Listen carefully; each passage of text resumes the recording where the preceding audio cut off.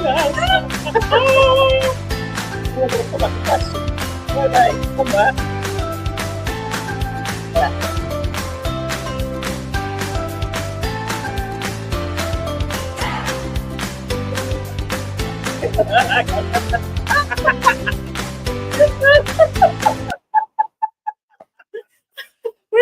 Stella! We made it. We did. I am so excited. I'm so excited for this. So everybody, welcome to the B2B Live Lounge. And I know it's the last day of term on Friday afternoon, just before Christmas. But I had to have my live show today because I've got the lovely Stella De Silva in The house. the house on the purple sofa. Loving it, loving it. Actually sitting next to me on the sofa. Look. It's real. Not video, no virtual. It's live. It's live. Stella rocked up at my door about an hour ago. We've been gassing away here on the purple sofa. And yeah, actually, the first question I need to ask you, which we haven't prepped at all, is how did we meet? Oh my gosh, LinkedIn. Exactly. LinkedIn. And what was weird, so got to know you on LinkedIn. Mm-hmm. And then you had posted a photo of something or other on LinkedIn. And I can't remember whether it was I posted something. No, I posted a sunrise when I was out cycling one morning. And you said, oh, that looks like it's near where I live when I'm in London, where my parents are from. I said, it is, it's Finsbury Park. And I remember that now. Yep. And again, we started talking, I guess. Yeah. And then we met up one time in Ali Pali, I remember. We did. And I forgot my purse. And remember what you said when I forgot my purse? No. That you would be paying. I don't remember that. I need to keep an account. I know. I actually left my purse in the car. She does it every time. No. Because I deliberately didn't want to pay. So that's why I left my purse. No, I'm joking. But yeah, that's where we met up at Ali Pali. I do remember meeting at Ali Pali. Yeah. We took a photo and we sat in that big cafe. We chatted. Yeah. I didn't remember paying for you. I know it's only a coffee. I think that's, it was. I didn't mean lunch. That I didn't want to pay for. So I'm very excited. And then when I sent Stella the invitation to come on the live lounge, she said, well, actually, I might be in your neighborhood. Mm-hmm. I flew in yesterday from Oman. Amazing. Yeah. So you're the first one I'm seeing actually before my family. I'm very privileged. I'm honoured, absolutely honoured. Love it. Oh, amazing. Mm-hmm. So thank you. You're welcome. Thank you for coming. Honestly, when you sent me the message, because initially you wanted us to do a video link. Yeah. And I was like, Sarah, I'm actually going to be in town. So to actually see you as well is honestly, it's lovely. It's lovely to catch up. Likewise. And when Stella walked into the office, she saw the wall. I think you were more excited to see the purple wall than you were to see me. Because we see it often, when you're doing your lives or when you're talking to us, and to be in the room itself, it's just like, it's surreal, guys. It really, really is surreal. And it does really exist. It's not just, it's like a proper studio thing. She's got a good setup here, by the way. Yeah, I have commandeered this room. Absolutely. It wasn't doing much else, so I thought I'd have it and turn it into my office. So here we are. Mm-hmm. So I'm interested to know how you ended up being this amazing LinkedIn trainer that rattles sticks and shakes things and does crazy things. What's your journey to where you are now, Stella? So my journey to on LinkedIn started probably way back in 2009 when I first actually registered on LinkedIn, right? But when I came to the platform then, I found that the platform really wasn't for me. In terms of the landscape of what the platform was at the time. It felt like, and I'm going to sound really, I don't even know how to say this, but it felt like it was just for businessmen in suits at the time. Yeah. So I left. Ah. I actually left. I just kept my profile. So you set up your profile. I set up my profile, looked around, and I thought, yeah, this just isn't for me. There weren't people like me. There weren't, it was just men in suits. So no women? Hardly any at the time, right? Yeah. So I left. And then in 2017, I was freelancing at the time, being a training consultant and delivering training around the world, right? Mm-hmm. And I kept thinking, I need just one more client. And I thought, let me go and check this LinkedIn out again. And this was 2017. And who were your clients at the time? What kind of space were you in? I had one particular client. I was working in education and training. Mm-hmm. I was delivering training globally. Right. And I had this one amazing client who was sending me around the world. Right? Nice. China, South Korea, Vietnam. Can we have, excuse me? Loved her. But all I kept thinking was, what will happen if she just disappeared? Well, yeah. Right? Yeah. So I was thinking, I just need one more client like her. That's all I was thinking. So I thought, let me go on LinkedIn and see whether I can find this one client. And I came back in 2017 and the landscape had completely changed. Wow. So there were now people like me on LinkedIn. There were trainers on LinkedIn. There were women on LinkedIn. And people were putting content out on LinkedIn, whatever that was. Yeah, exactly. Yeah, whatever that looked like. Yeah. What's all that about? So literally I decided, okay, I'm going to do what everybody else is doing, put content out. Yeah. Right. Yeah. But I did the thing that, and we're going to talk about this later on. I did what everybody was doing. So I thought I'd put a professional photo of myself in a suit. Yeah. I never delivered training in a suit. But I did that. I did the whole suit thing, everything was so professional. I paid serious money to get a professional photo. To get your headshots. Oh, absolutely. Okay. So went on, and then in 2017, started putting content out, talked about what I did as a trainer. And before you know it, I got my first client. Oh, wow. And this client at the time was what we would call a lurker. Okay. So it wasn't a client that was necessarily engaging on any content, but she you know what she said to me? My content kept coming up her feed. Oh, consistency. Consistency. So she reached out, she sent me a DM, and before you know it, she said, she would like me to deliver training in SA. And I thought, SA, South Africa. Yeah. I thought, never been to South Africa. So South Africa, here I come. Anyway, we jump on a Zoom call, and this essay turns out to be Saudi Arabia. Oh my word. So not quite South Africa. I ended up in Saudi Arabia. So I went to 4 different regions in Saudi Arabia, delivered the training, had an amazing time. And then on the way back from Saudi Arabia, a good friend of mine worked in Oman, has a captain in Oman Air. And he said, Stella, come for the weekend to Oman. And why not? And actually, I turned him down initially. I was like, look, I'm in Saudi Arabia. They're making me wear hijab and the full abaya. I'm being escorted. I'm done. I've had 3 weeks. I just want to come home. Yeah. And he said, Oman is nothing like Saudi Arabia. Just come to just come to Oman. I thought, fine. He was still is a really good friend of mine. So we fly back. I fly back into Oman. Had never been to Oman, by the way, and spent the weekend with him. Flew in, and I just fell in love with Oman. Oh, wow. Fell in love with Oman. And the one thing I said to him, Sarah, was this. I said, you know what, Greg? I wouldn't mind working in this Oman place. I really like it. That's all I said. I just put it out there in the universe. Yeah, girl. I love that. Spent the weekend, had an amazing time, flew back into London. Another person from LinkedIn sends me a DM. I like what you've been doing in Saudi Arabia. I'd love to meet up with you to discuss a potential project. I say, fine.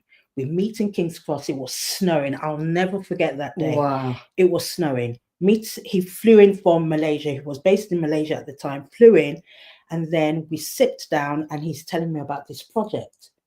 We're talking for about 45 minutes. And I said to him, by the way, where's this project going to be? Oman. And I, like that, I was like, oh, this was meant to be.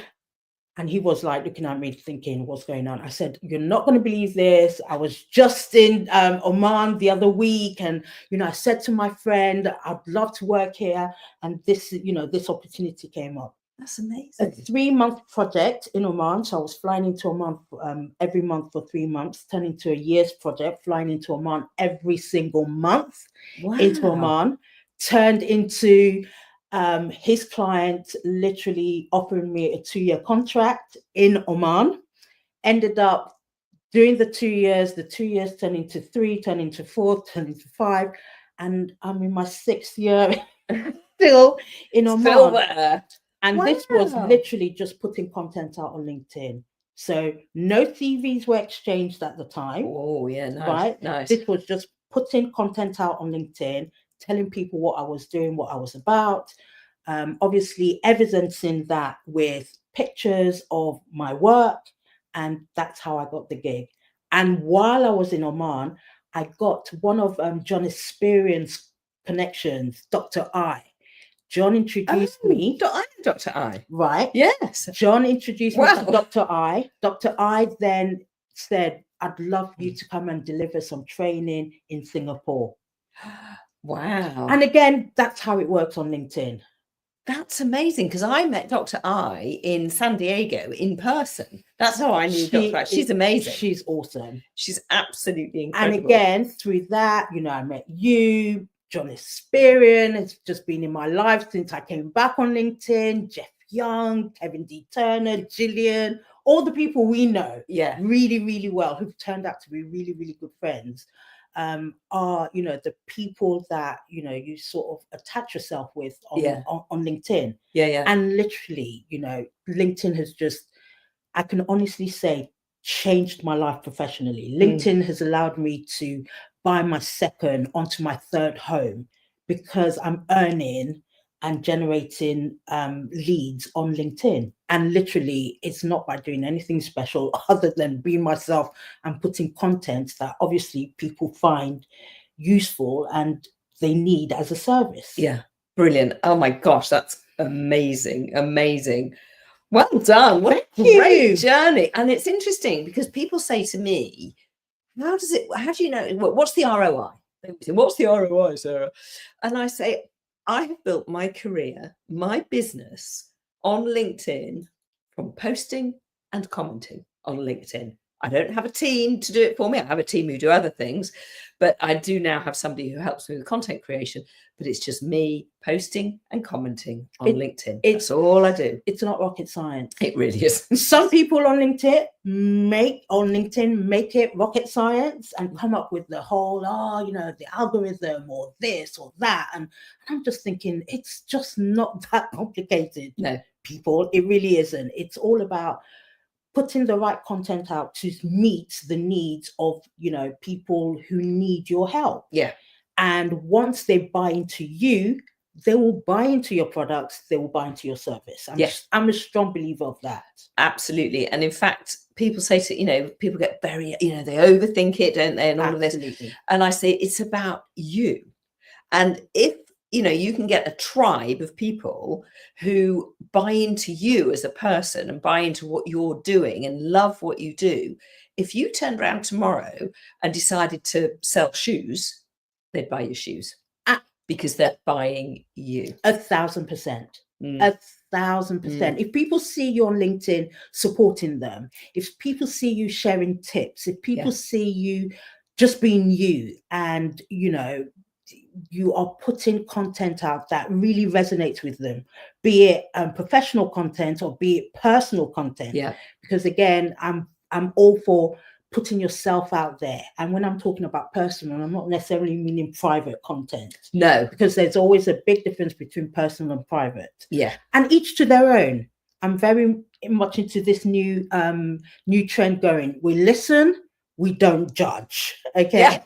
Oh, I like that. That it's a new trend. Hashtag. Okay, we listen, we don't judge. Okay, I like that. My daughter would be very into that. And so. I'm all for one size doesn't fit all on LinkedIn. No, it really, no, really it doesn't. no. And what works for you may not work for me. Exactly. And vice versa. Yeah. And that's the beauty of LinkedIn, I find. It's brilliant. Right? Yeah. So again, it's what works for you. The thing for me, what is really important in any sector that anybody works in, is you being able to solve a problem. Yeah. You being able to fix a problem that somebody has. Yeah. Right? Absolutely. And put it out there in terms of, I can fix the problem you have. Yeah. In any way, shape, or form, in terms of content, they will come knocking on your door. They will. And then as long as you're also showing who you are, because if they don't know you, they don't work out what kind of person you are, they don't know whether it's going to gel, whether they're going to like you, etc., etc. Because I hate to say it, there are a lot of people who do what you do, there are a lot of people who do what I do, but we each do it our different way. And it's about standing out from that crowd. Yeah. So I always tell my learners, I tell everyone that, look, as you said, there are millions of trainers who do exactly what I do on LinkedIn. Yeah. But what I'm consistently thinking about when I'm putting out content, or when I'm engaging on LinkedIn, because it's not just about putting out content, but when you're engaging on LinkedIn, how am I going to stand out from the crowd? Yeah. What is my superpower? Yeah. Right? Yeah. So that's what I'm thinking about, because I know that there are brilliant trainers out there. Yeah. But I do my stuff totally different from the many brilliant trainers who are out there. And that's what I have to sell on LinkedIn in terms of my brand. Yes. And that's what you also do really, really well. Because again, I know so many LinkedIn, trainers, gurus, influencers out there, but I know where to go to get that knowledge that I need in a simplistic way, and not to overcomplicate a platform that anybody can get into and literally make a living out of. Yeah. I mean, it's incredible. Yeah. It really is incredible. And it's interesting what you were saying about everybody does it differently. So I was with some clients yesterday who is a company, and there are 4 people on the C-suite, and they each are they're each having a very, very different journey on LinkedIn, but they're all part of the same company, but they're all doing it very differently. And actually, the fact that they're all doing it differently is working for the company as a whole. It's brilliant. It's absolutely brilliant. You need diversity. Yeah. We can't all be the same. The platform would be so boring if we're all the same. Right? Even with trainers, as we say, we globally, there are millions of LinkedIn trainers. I see thousands of feeds from LinkedIn trainers, and I like the diversity. I like the different perspectives of how people are using that platform, and how they advise people to use the platform, and then you go with what works for you. Yeah, exactly. All the time. Yes, that's very true. Very true. Yeah. So we've talked about how we think, the right ways to do it. What are some of the mistakes that you see? We could be here a long time. We could be here a very, very, very long time. I think, for the most part,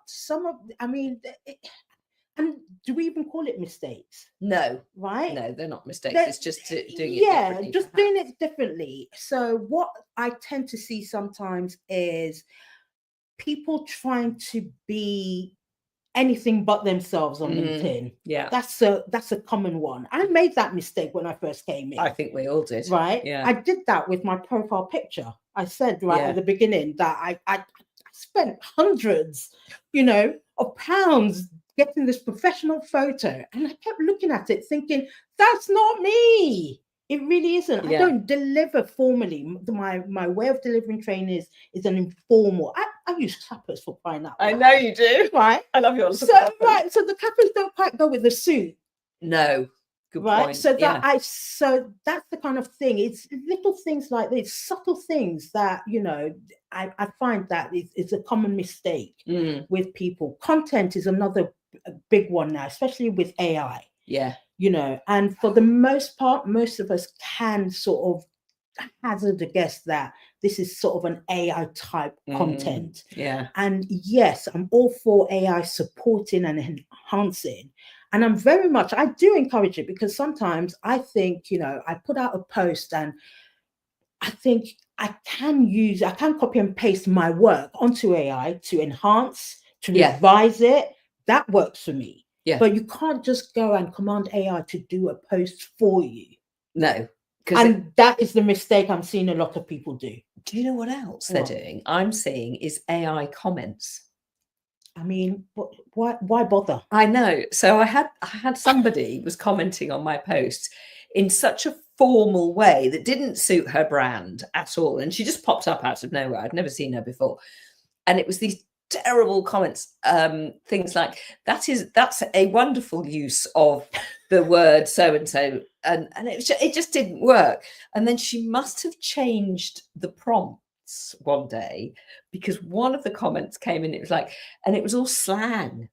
And I was like, hang on, this just isn't right. But why would you even waste time commanding AI to engage on somebody's post? All that time you're doing, you could have literally gone in and be yourself. Yeah. Right. Yeah. And that's what we keep hearing on LinkedIn.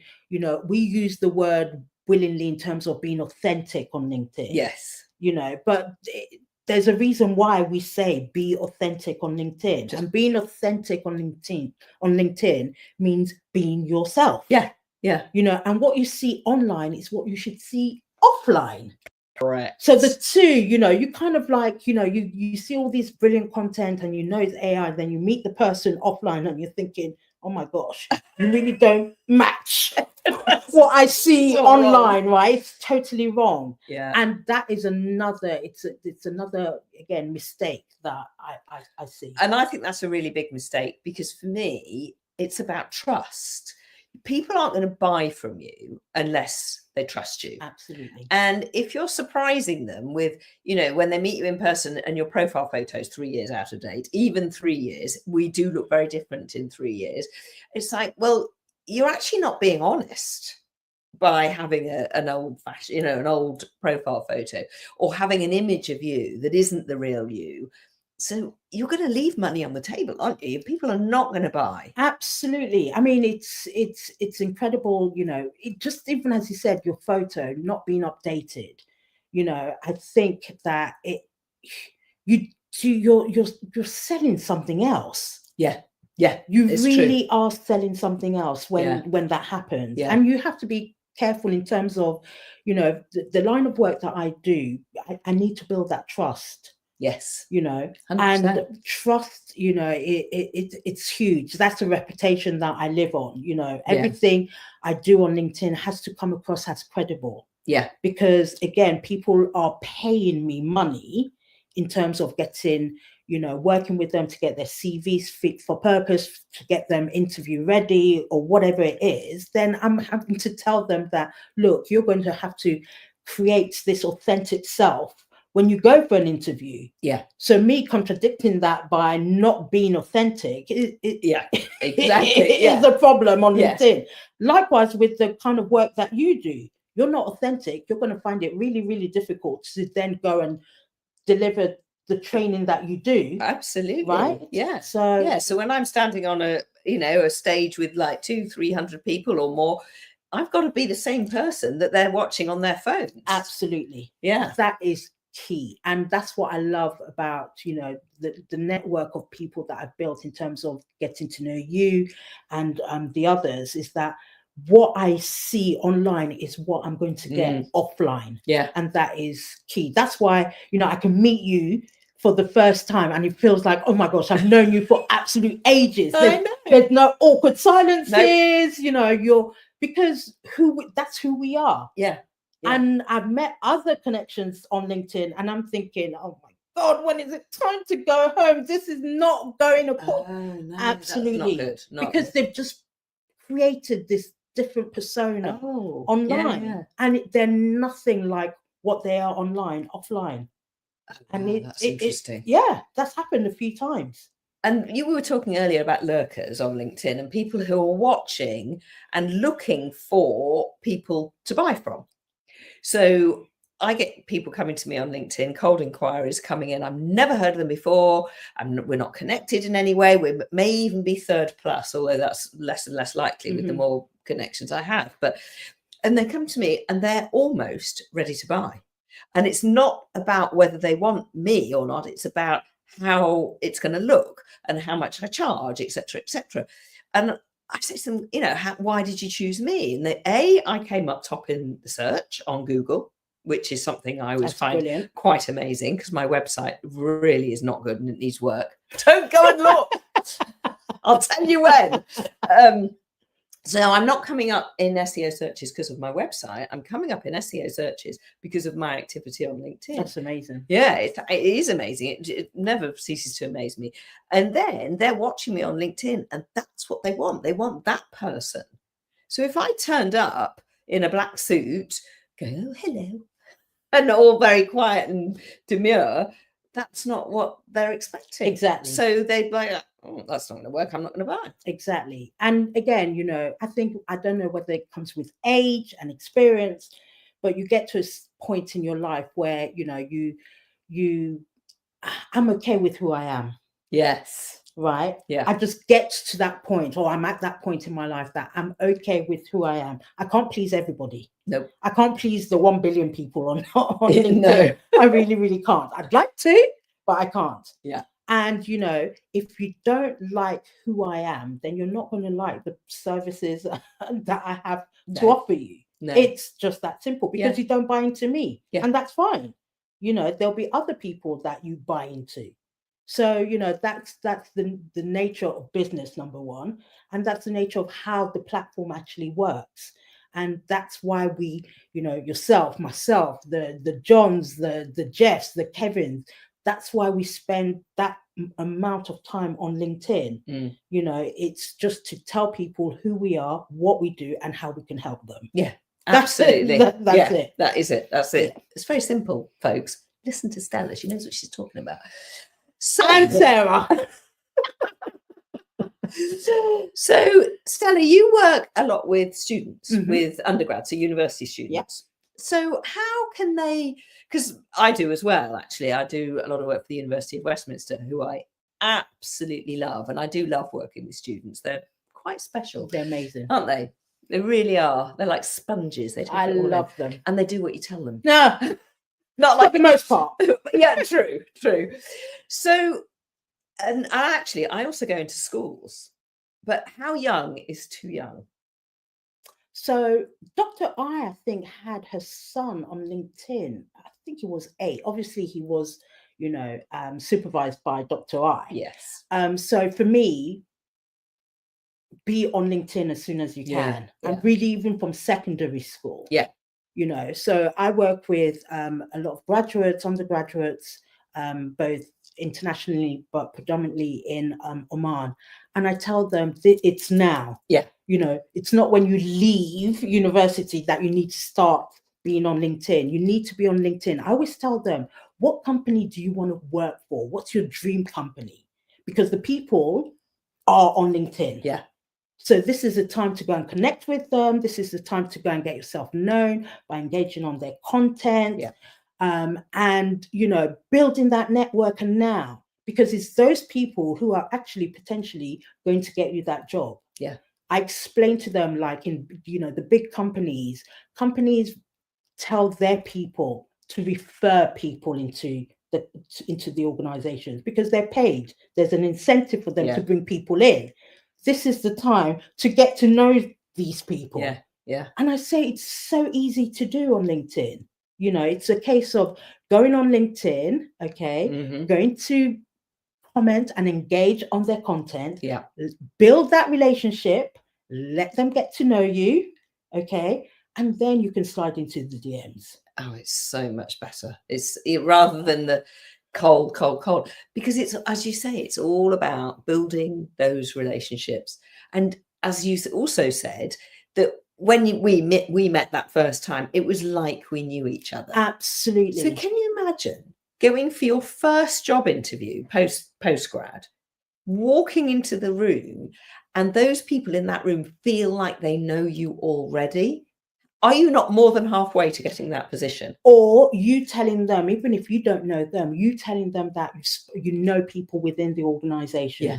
Before you came for the interview, you already connected with some people. Yeah. You found out certain facts about the company that isn't on the website that everybody else is going to say. And you know, my mantra really is stand out from the crowd. Yeah. Well, how are you going to stand out from the crowd? It's just by you saying that one thing different in an interview that 10 people wouldn't have said. Yeah. And that is what is going to make you stand out from the crowd. And it's going to be that one thing that you read in somebody's post on LinkedIn. Absolutely. Yeah. You know, going into an interview and telling someone, oh, I remember the post you did 2 weeks ago on, and of course, they're going to be thinking, oh, yes. This person, really, I'm liking this person straight away. Yeah. And when I when I tell my learners this, they'll, and I'm like, aha, that's that light bulb moment. Yeah. You know, and with it, I'm telling you, I do these sessions and, you know, they get it. Yes. And after the sessions, they are on LinkedIn, they are connecting. And I have so many success stories. Yeah. You know, I have, you know, a lot of graduates who've got internships just by doing what I said they needed to do. I have people, you know, graduates who've got jobs from LinkedIn. Brilliant. Just by doing what I said they needed to do. And again, it wasn't rocket science.